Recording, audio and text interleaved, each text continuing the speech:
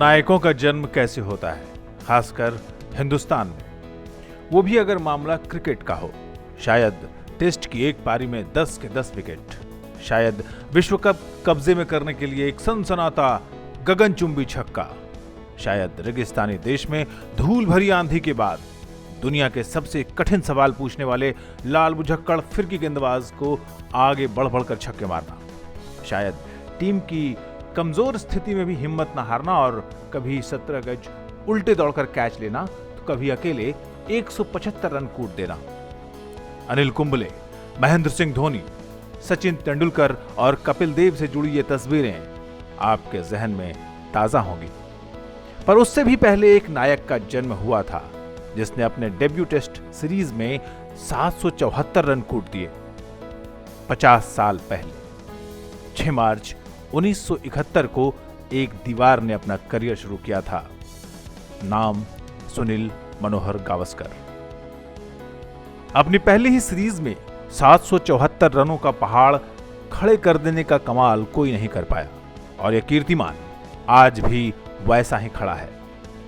गावस्कर का यह आविर्भाव इसलिए भी शानदार है क्योंकि वो सीरीज वेस्ट इंडीज की उछाल भरी और खतरनाक विकेट पर खेली गई थी और तब बल्लेबाजों के लिए सुरक्षा इंतजाम भी अच्छे नहीं होते थे। ग्रिल वाले हेलमेट का तो खैर चलन था ही नहीं। 50 साल पहले जब गावस्कर ने पोर्ट ऑफ स्पेन में पहली दफा टेस्ट कैप पहनी थी तब वेस्ट इंडीज की टीम अपने उफान पर थी। सितारों से भरी टीम थी वो, जिसकी पेस बैटरी के आगे बड़े से बड़ा बल्लेबाज भी कांप जाता था। Garry Sobers, Rohan Kanhai, Clive Lloyd, Roy Fredericks, holder की चमक से दुनिया चमत्कृत थी। पर इन सितारों के बीच से गावस्कर ने अपनी चमक बिखेर दी थी।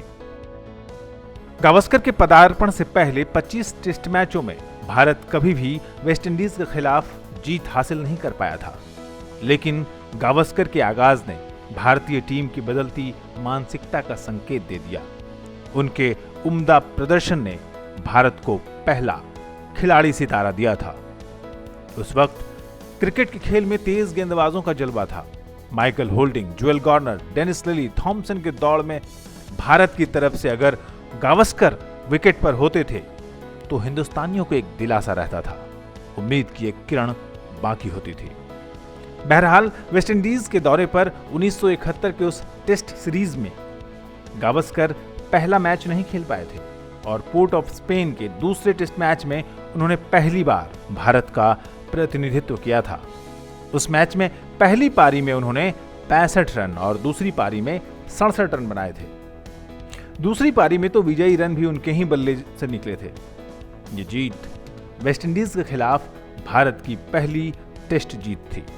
ब्रिजटाउन में खेले गए तीसरे टेस्ट में गावस्कर पहली पारी में नाकाम रहे और महज 1 रन बनाकर पवेलियन लौट गए, लेकिन दूसरी पारी में गावस्कर फिर से जलवा फरोश हुए और उन्होंने अपना दूसरा टेस्ट शतक ठोंक डाला। उन्होंने दूसरी पारी में 117 रन बनाए। 5वें टेस्ट में गावस्कर का प्रदर्शन सर्वश्रेष्ठ रहा और पहली पारी में उन्होंने 124 रन बनाए, जबकि अपने टेस्ट करियर का पहला दोहरा शतक 220 बनाते हुए उन्होंने अपने भविष्य के पुख्ता संदेश दे दिए थे। गावस्कर की वजह से ही भारत ने पहली बार वेस्ट इंडीज में टेस्ट सीरीज जीती और ऐसा दोबारा 2006 में जाकर ही मुमकिन हो पाया। गावस्कर से पहले महज डॉग वॉल्टर्स ही ऐसे खिलाड़ी थे जिन्होंने एक ही मैच में 1 शतक और 1 दोहरा शतक लगाया हो। उस वक्त गावस्कर पहले खिलाड़ी थे जिन्होंने एक टेस्ट सीरीज में 4 शतक लगाए थे और 3 लगातार पारियों में लगातार 3 शतक लगाने वाले वो तीसरे भारतीय थे। उनसे पहले विजय हजारे और पॉली उमरीगर ऐसा कारनामा कर चुके थे। उस वक्त त्रिनिदाद के कैलिप्सो सिंगर लॉर्ड रिलेटर गावस्कर के सम्मान में एक गीत भी लिखा था और वो था गावस्कर कैलिप्सो।